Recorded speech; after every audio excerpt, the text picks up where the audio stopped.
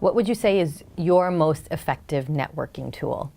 Most effective networking tool is there's probably two. One would just be, as you network and as you grow your network, you are able to connect people for various reasons, just because maybe they have a commonality, or maybe they could, partner together on a project or whatever.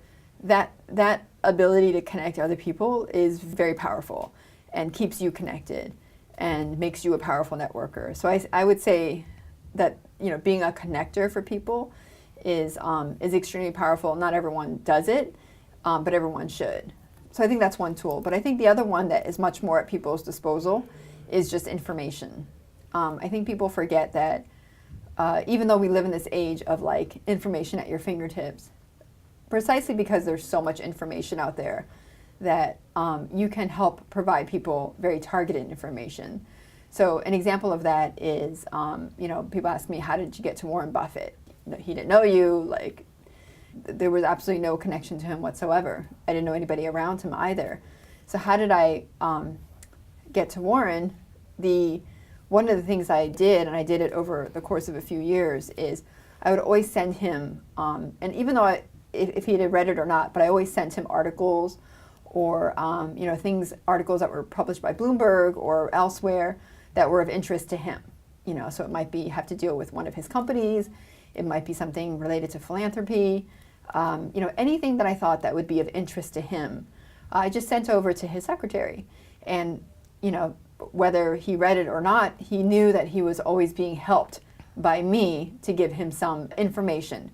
And people, no matter at what level that they sit at, whether you're a CEO of a multi-billion-dollar company or you're just, a young entrepreneur starting out, you absolutely need information. Information is critical for you. Like, you need to have information. And just because you are the CEO of a multi-billion-dollar company, it does not mean you have all the information out there.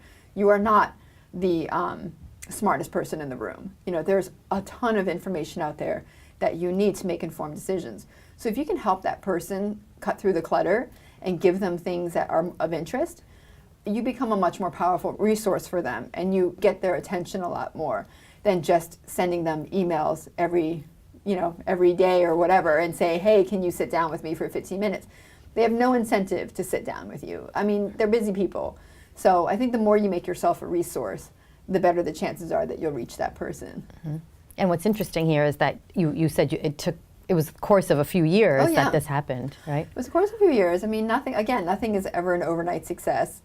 You have to just, continue. I always live by by that classic adage, which is, every no is one step closer to a yes. So I never take no for an answer. It doesn't mean it's not hard to hear the no. It's very hard to hear no's, but I've had so many instances where a no turned into a yes, Buffett being one of them, that impossible is an option. Nothing's ever impossible. There's always a way to get to the goal.